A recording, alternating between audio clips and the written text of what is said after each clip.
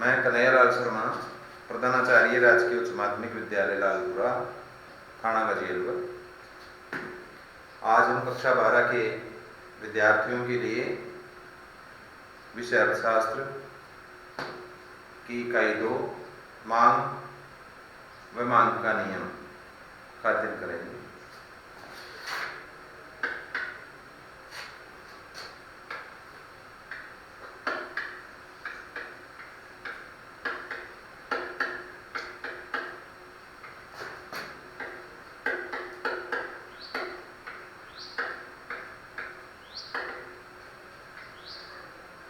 मांग एक निश्चित समय व निश्चित कीमत पर वस्तु या सेवा की गई मांग की मात्रा मांग कहलाती है। एक निश्चित समय व निश्चित कीमत पर उपभोक्ता के द्वारा किसी वस्तु की या सेवा की मांगी जाने वाली मात्रा कि वो किस कीमत पर कितनी मात्रा चाहता है, इसे हम मांग कहते हैं। एक निश्चित समय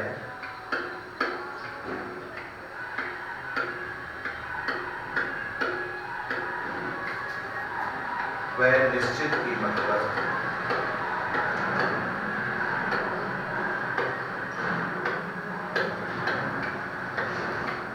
उपभोक्ता द्वारा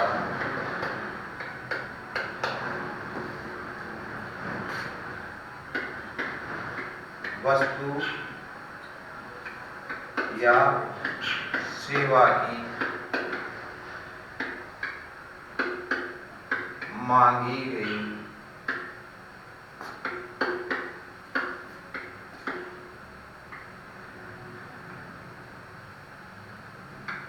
मात्रा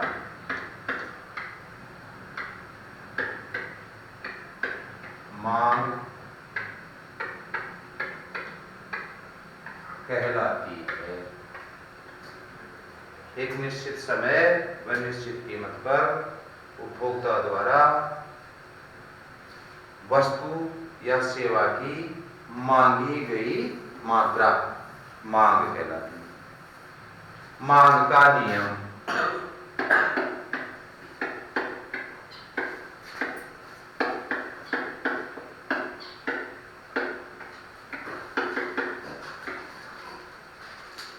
अन्य बातें यथावत होने पर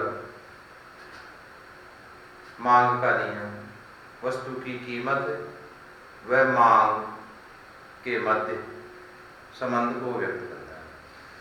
यह संबंध सामान्यतः नकारात्मक होता है, अर्थात कीमत के घटने पर मांग बढ़ जाती है व कीमत के बढ़ने पर मांग घट जाती है। यानी विपरीत संबंध है कीमत और मांग में। इसको हम लिखते हैं अन्य बातें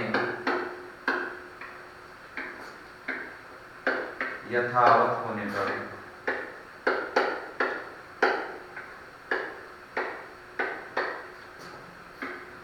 अन्य बातें यथावत होने पर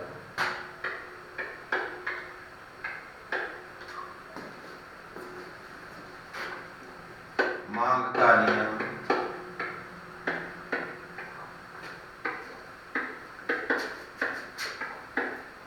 वस्तु की कीमत व मांग के मध्य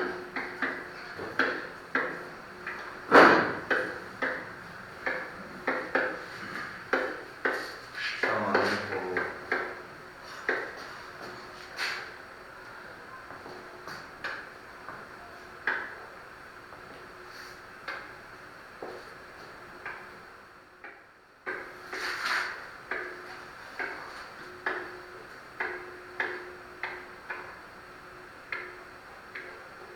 संबंध को व्यक्त करता है।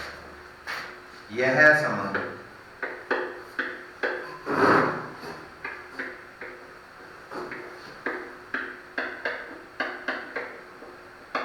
सामान्यतः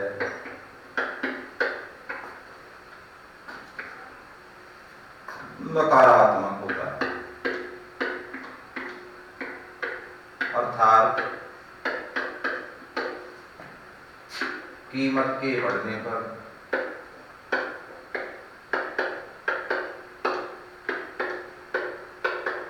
मांग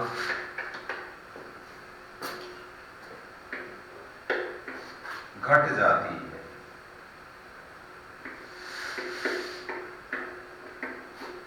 वह कीमत के घटने पर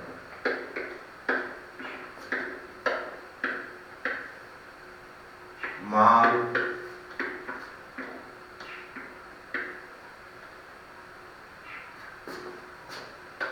मात्रा भी है।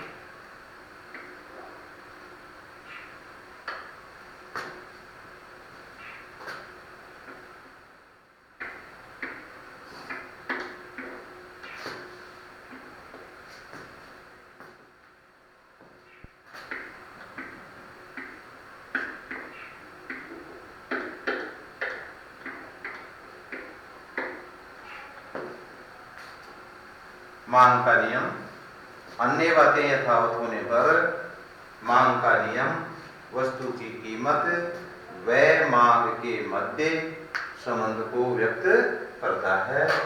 यह संबंध सामान्यतः नकारात्मक होता है, अर्थात कीमत के बढ़ने पर मांग घट जाती है, व कीमत के घटने पर मांग बढ़ जाती है। इसे हम मांग वक्र अनुसूची की सहायता से स्पष्ट कर सकते हैं। Next slide.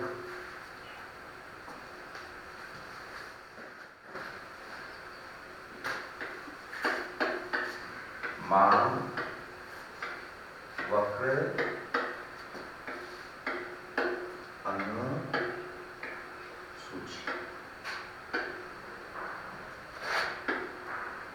कीमत मांग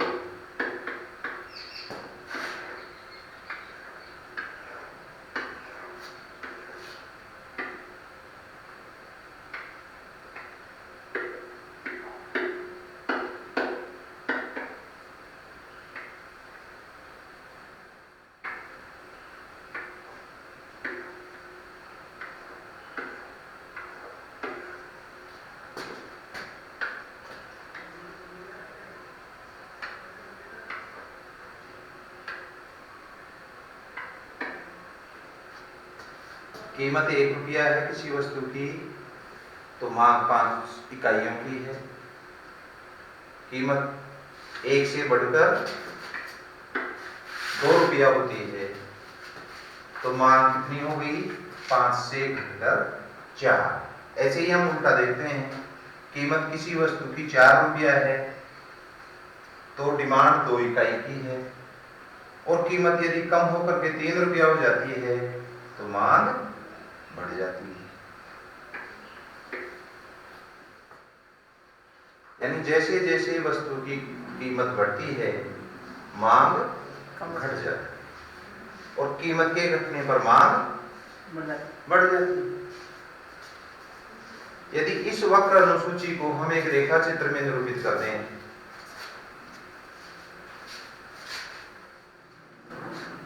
तो मांग वक्र का निर्माण होगा।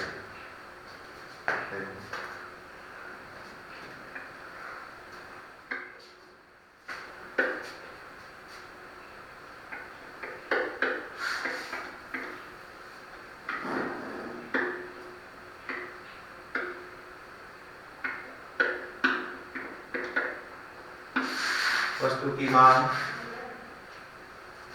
इधर वस्तु की कीमत।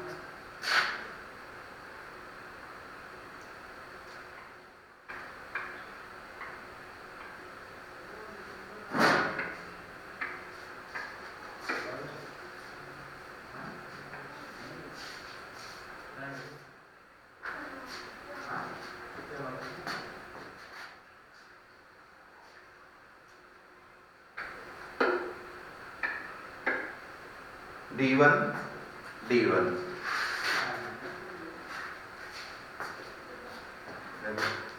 5 रुपया कीमत थी, मांग 1 इकाई की थी।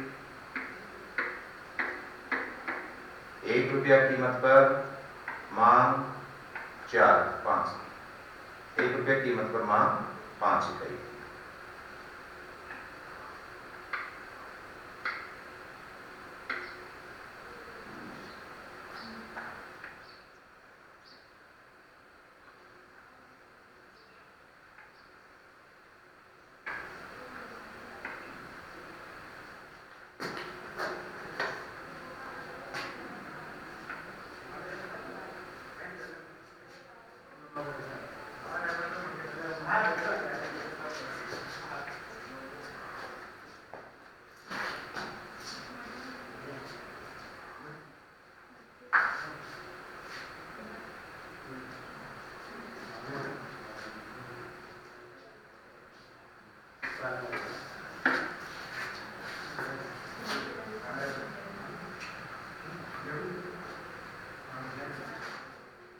ये मांग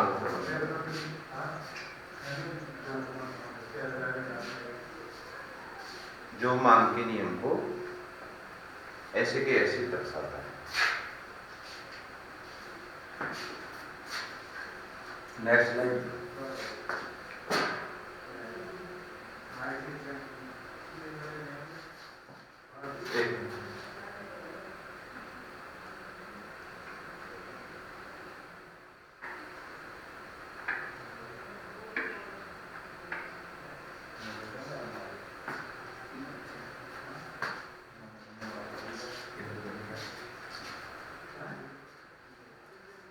अब पुनः अपन पहली स्लाइड को देखते हैं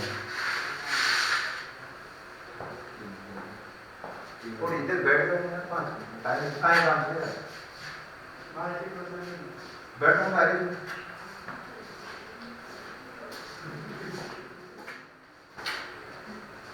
पहली स्लाइड।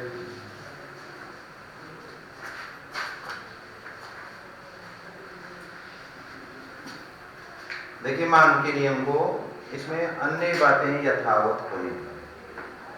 अन्य बातें यथावत होने का मतलब यह है कि मांग का नियम तभी लागू होता है जब कुछ चीजें स्थिर हो, यानी मांग के नियम की मान्यताएं हैं। यदि ये यथावत रहेंगी तो ही मांग का नियम लागू होगा, अन्यथा नहीं होगा।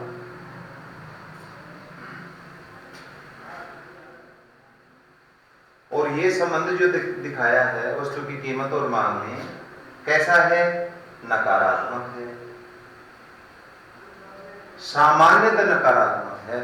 इसका मतलब यह है कि ये हमेशा नहीं होता, यानी इस नियम के कुछ अपवाद भी।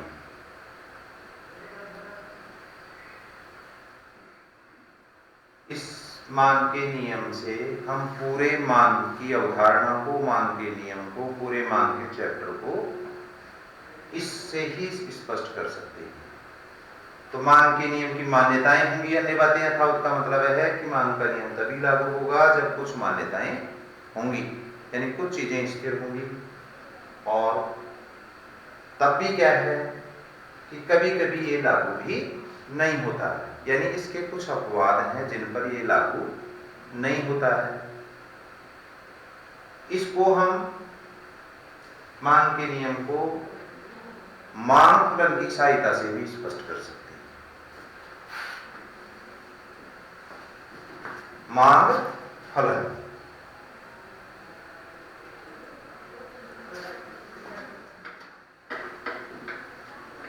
मांग फलन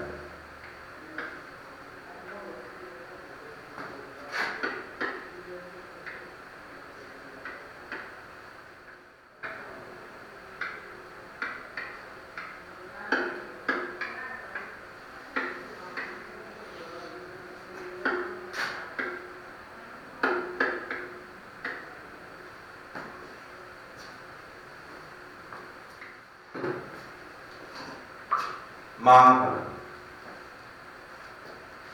एक्स वस्तु का मांग फलन है। Demand for x equal to f function है, फलन है। पी एक्स एक्स की प्राइस है। पी वाई वाई वस्तु की प्राइस है। Y वस्तु मीन्स संबंधित वस्तुएं, M इनकम है कंज्यूमर की, T उसका टेस्ट है, रुचि। ये डॉट डॉट जो लगा रखे हैं अपन ने, ये अन्य चीजें हैं। अन्य चीजों में क्या है? प्रेफरेंस है, अधिमान, फैशन, रीति रिवाज, ये भी चीजें भी। इन पर हमने बार लगा रखा है। इस बार का मतलब होता है इस बार के नीचे जो भी वेरिएबल्स आएंगे वे सब कांस्टेंट होंगे, यानी उनकी मात्रा में कोई परिवर्तन हमें नहीं करना। इनकी मात्रा में कोई परिवर्तन नहीं होगा। किसमें परिवर्तन होना है? कीमत में। f क्या है? f फंक्शन है।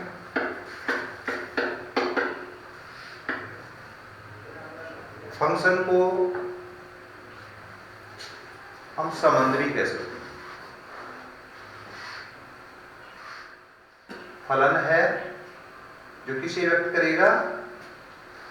ये जो बराबर का निशान है, इसकी लेफ्ट साइड और राइट साइड में जो भी वेरिएबल्स हैं, इन दोनों के मध्य संबंध को बताएंगे। बराबर के दाहिनी ओर जो भी चर हैं, ये सारे स्वतंत्र चर हैं, और लेफ्ट में जो है वो आश्रित चर है। ये आश्रित है। डिमांड क्या है? आश्रित है। किन पर आश्रित है? इन वेरिएबल्स पर। Px इसी वस्तु की कीमत है। Py जो x वस्तु से संबंध रखने वाली जो वस्तुएं हैं, संबंधित वस्तुएं हैं, उनकी कीमत। जैसे x को हम एक साबुन मान लेते हैं, और साबुन में एक स्पेशल साबुन है, जैसे लक्ष्य है। लक्ष्य साबुन है तो लक्ष्य की कीमत ही बदलेगी। नहाने के अन्य जो साबुन हैं उनकी कीमत में कोई परिवर्तन नहीं करना है। और लक्ष्य की कीमत यदि बढ़ती है तो मांग घट जाती है, कीमत घटती है तो मांग बढ़ जाती है। जैसा अपन ने मांग वक्र की जो अनुसूची इससे पहले देखी थी, उसमें भी यही संबंध दिख रहा था। इस संबंध को हम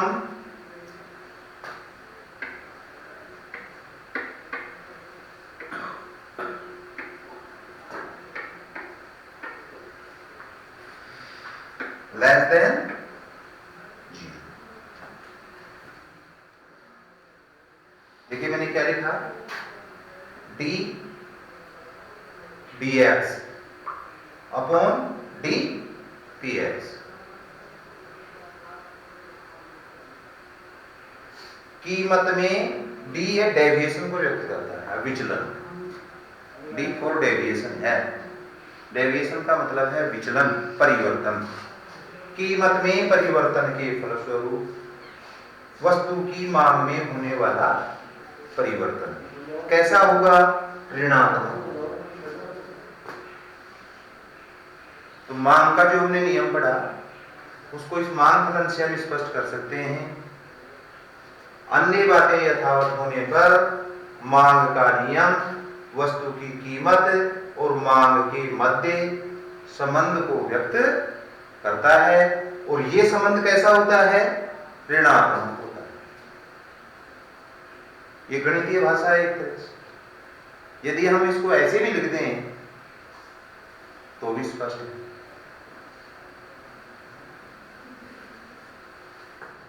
x वस्तु की कीमत में परिवर्तन के फलस्वरूप मांग में होने वाला जो परिवर्तन है कैसा होगा? ऋणात्मक। ऋणात्मक तभी होगा यानी कीमत बढ़ेगी तो मांग घटेगी, कीमत घटेगी तो मांग बढ़ेगी।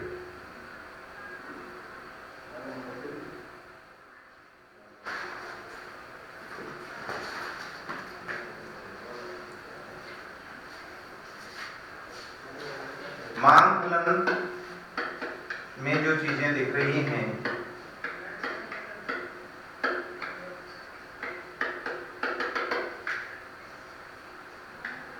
ये अन्य बात है, यानी मांग इन चीजों से प्रभावित होगी। मांग को प्रभावित करने वाले तत्व भी ये क्या है? मांग को प्रभावित करने वाले तत्व। अब इसमें हम देखते हैं मांग को प्रभावित करने वाले तत्व। मांग को प्रभावित करने वाले तत्व क्या क्या प्रभावित करेगा? नंबर 1 यहां लिखते हैं, वस्तु की कीमत प्रभावित करेगी। भाई कीमत घटेगी बढ़ेगी तो उसका प्रभाव मांग पर पड़ेगा। पहली बात, जिस वस्तु की कीमत है और जिसकी हम डिमांड कर रहे हैं उसकी कीमत का उसकी मांग पर प्रभाव पड़ता है। दूसरा पीवाई, पीवाई है संबंधित वस्तुओं की कीमतें। संबंधित वस्तुओं की कीमतें। जैसे अपन ने कौन सा साबुन लिया था? लक्स लिया था। तो लक्स की डिमांड पर बाजार में जो अन्य साबुन हैं उनकी कीमतों का प्रभाव भी पड़ेगा। यदि लक्स की कीमत में कोई परिवर्तन नहीं हो रहा है और अन्य साबुनों की कीमत में अगर परिवर्तन हो जाता है तो भी लक्स की डिमांड परिवर्तित हो जाएगी। तो संबंधित वस्तु जो है उनकी कीमतों पर भी वस्तु की मांग निर्भर करती है। तीसरा है उपभोक्ता की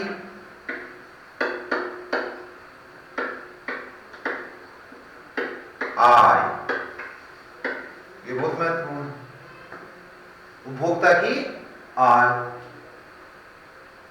इनकम थोड़ी सी बढ़ जाती है तो साबुन से नहीं फिर शैम्पू वगैरह से नहाने लग जाते हैं। स्टैंडर्ड ही बदल गया। महंगे वाले साबुन लाने लग जाते हैं, महंगे से स्नान कर लेते हैं। और यदि आय और कम हो जाए तो बिना साबुन भी काम चलाया जा सकता है। यानी जैसे जैसे उपभोक्ता की आय बढ़ेगी उपभोक्ता का लिविंग स्टैंडर्ड बढ़ेगा, वो थोड़ी महंगी वस्तु खरीदने लग जाएगी। और आय बढ़ जाती है तो मांग भी बढ़ जाती है। आय के बढ़ने से मांग बढ़ जाती है, आय के घटने से मांग घट जाती है। यानी कैसा रिलेशन दोनों में है? सीधा रिलेशन है, positive relationship between income and demand.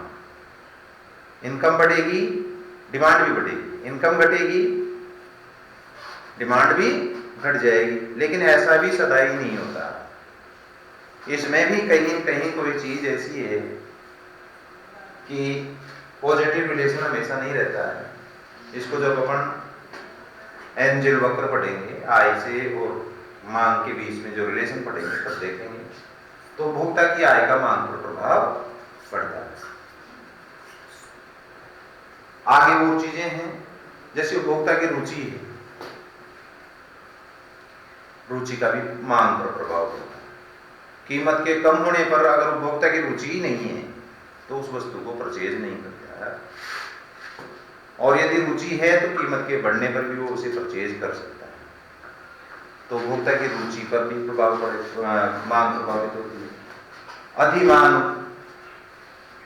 अधिमान होता है कि उपभोक्ता कौन सी वस्तु को प्रीफर करता है, पसंद करता है ज्यादा, कि नहीं मेरे को तो लक्ष्य ही चाहिए, तो अधिमान है उसका, वो लक्ष्य को अधिमान दे रहा है। तो लक्ष्य को अधिमान दे रहा है तो लक्ष्य ज्यादा ठीक है, तो अधिमान है। मौसम है, रीति रिवाज है, इनसे भी मांग प्रभावित होती है। तो प्रभावित करने वाले तत्व हैं। चौथा है उपभोक्ता की रुचि। उपभोक्ता की रुचि इसी में लिख लेते हैं अपन आदत, फैशन,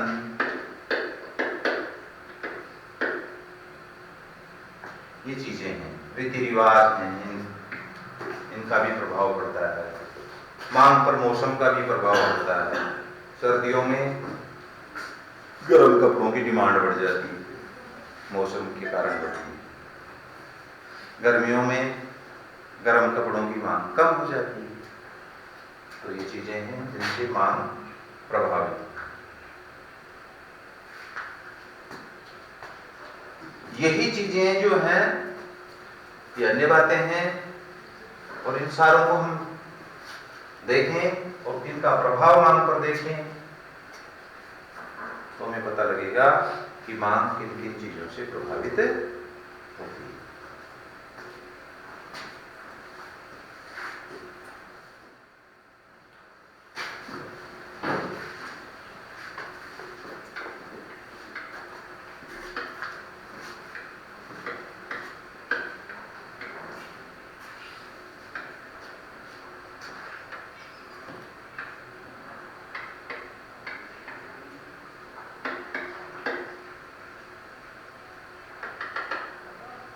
अब हम कल मांग में परिवर्तन को पढ़ेंगे।